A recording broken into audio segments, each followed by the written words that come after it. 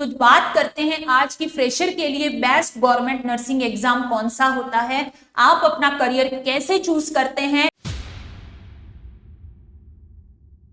तो स्वागत है आप सभी का किरोश एकेडमी के इस ऑनलाइन यूट्यूब प्लेटफॉर्म पे। तो मैं रोशनी आप लोगों के लिए आज एक इंपॉर्टेंट चीज पे हम लोग डिस्कस करने वाले हैं जो कि हर बच्चा कंफ्यूज होता है, जो फ्रेशर होता है। तो उसी से रिलेटेड आज हम लोग करियर के बारे में बात करने वाले हैं। तो चलिए स्टार्ट करते हैं। यहाँ पे फर्स्ट ऑफ ऑल फ्रेशर के लिए सबसे बेस्ट गवर्नमेंट नर्सिंग एग्जाम कौन सा होता है, जीएनएम, बीएससी नर्सिंग किया है या फिर इंटर्नशिप या रिसेंट पास आउट हो तो।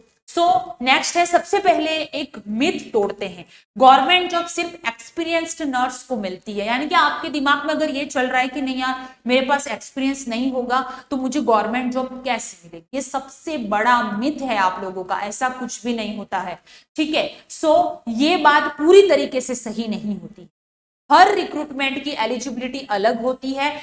कोई रिक्रूटमेंट फ्रेशर के लिए भी अपॉर्चुनिटी लाता है। जैसे कि आपको पता होगा कि फ्रेशर के लिए जैसे बीएससी नर्सिंग कोई एक से इंस्टीट्यूट होते हैं तो डायरेक्ट जीएनएम वालों को भी लेते हैं। तो हर एक रिक्रूटमेंट का आपको एलिजिबिलिटी पढ़ना बहुत इंपॉर्टेंट है, इसी से आपको पता चलेगा। क्लियर है। नेक्स्ट यहाँ पे बात करेंगे हम कि फ्रेशर के लिए कौन कौन से ऑप्शन होते हैं। फॉर एग्जाम्पल एम्स नॉर्सेट नोटिफिकेशन के रूल के अकॉर्डिंग बीएससी नर्सिंग के बाद में आप फ्रेशर हो तो भी अप्लाई कर सकते हो विदाउट एक्सपीरियंस। जीएनएम वाले नहीं कर सकते, 50 बेडेड हॉस्पिटल का एक्सपीरियंस चाहिए।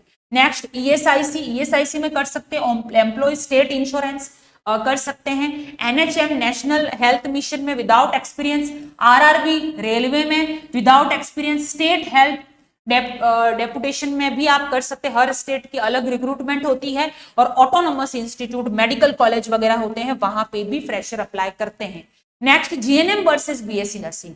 तो आपके दिमाग में क्या चलता है कि क्या जीएनएम करना, जीएनएम के बाद में क्या अपॉर्चुनिटी है, बीएससी नर्सिंग करने के बाद में क्या अपॉर्चुनिटी।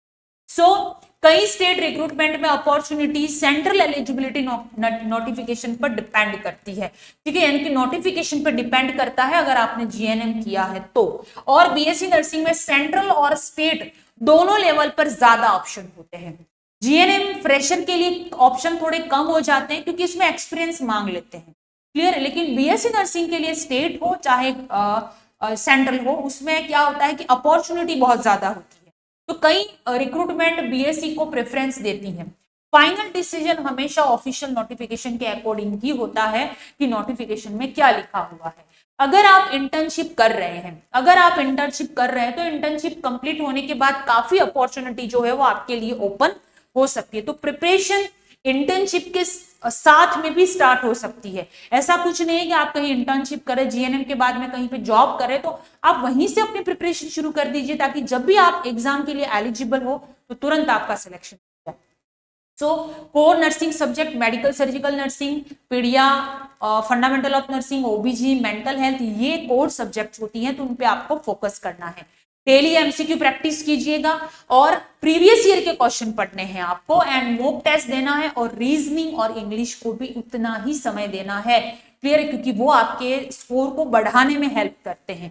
क्लियर है। नेक्स्ट यहाँ पे बात करेंगे कि फ्रेशर की सबसे बड़ी गलती। अब कुछ बच्चे जैसे कि लेटेस्ट जीएनएम किया है, बीएससी नर्सिंग किया है, तो क्या करते हैं, देखिए गलत सोच, नोटिफिकेशन आएगा तब, अभी तो नर्सिंग कंप्लीट हुई, आने दो नोटिफिकेशन, ऐसा सोचते हैं।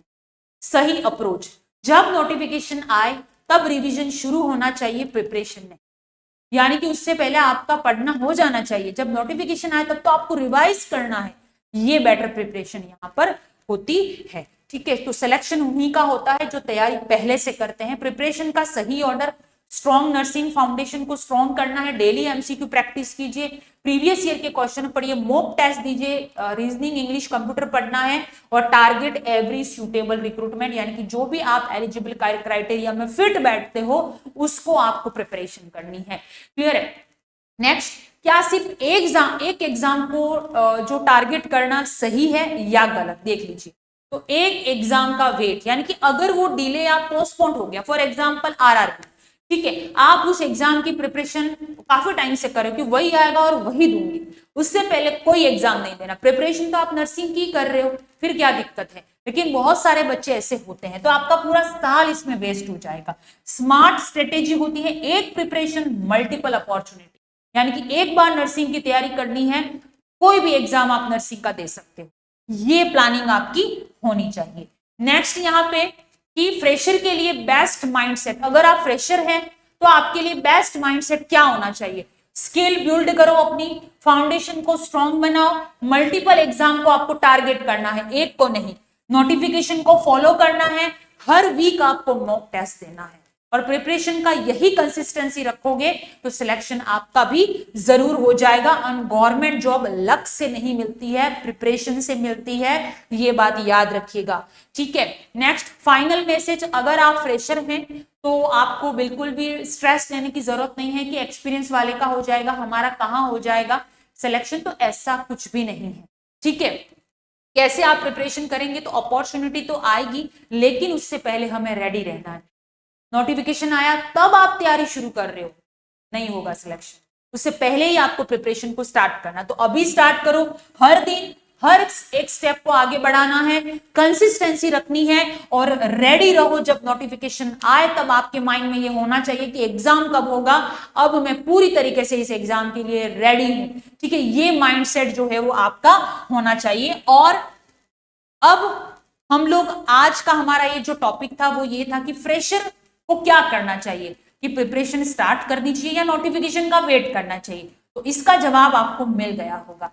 अब हमारा अगला जो टॉपिक रहेगा यहाँ पे वो ये टॉपिक रहने वाला है कि आप मल्टीपल एग्जाम की जो प्रिपरेशन है वो एक साथ कैसे कर सकते हैं। नर्सिंग के अंदर मल्टीपल एग्जाम की प्रिपरेशन को एक साथ कैसे कर सकते हैं। तो अगर आप भी इंटरेस्टेड हैं नेक्स्ट एपिसोड नेक्स्ट वीडियो के लिए, तो इस चैनल को सब्सक्राइब कर दीजिएगा और नोटिफिकेशन को ऑन करके रखिएगा, ताकि जैसे ही अगला हमारा जो वीडियो है वो आपके पास पहुंचे और आपको उससे थोड़ी बहुत जो है वो मदद मिल सके। बाकी रेगुलर क्लासेस के लिए अगर आप किसी भी एग्जाम की प्रिपरेशन कर रहे हो तो किरोशा एकेडमी का ऐप डाउनलोड कर लेना और आप हमें कांटेक्ट कर सकते हो हमारे ऑफिशियल जो नंबर है उस पर। बाकी रेगुलर जुड़े रहिएगा, कोई भी क्वेरी हो, कोई भी गाइडेंस हो, नर्सिंग ट्यूटर से लगा के जितनी भी वैकेंसीज आती है नर्सिंग की स्टेट लेवल तक प्रिपरेशन यहाँ पर होती है।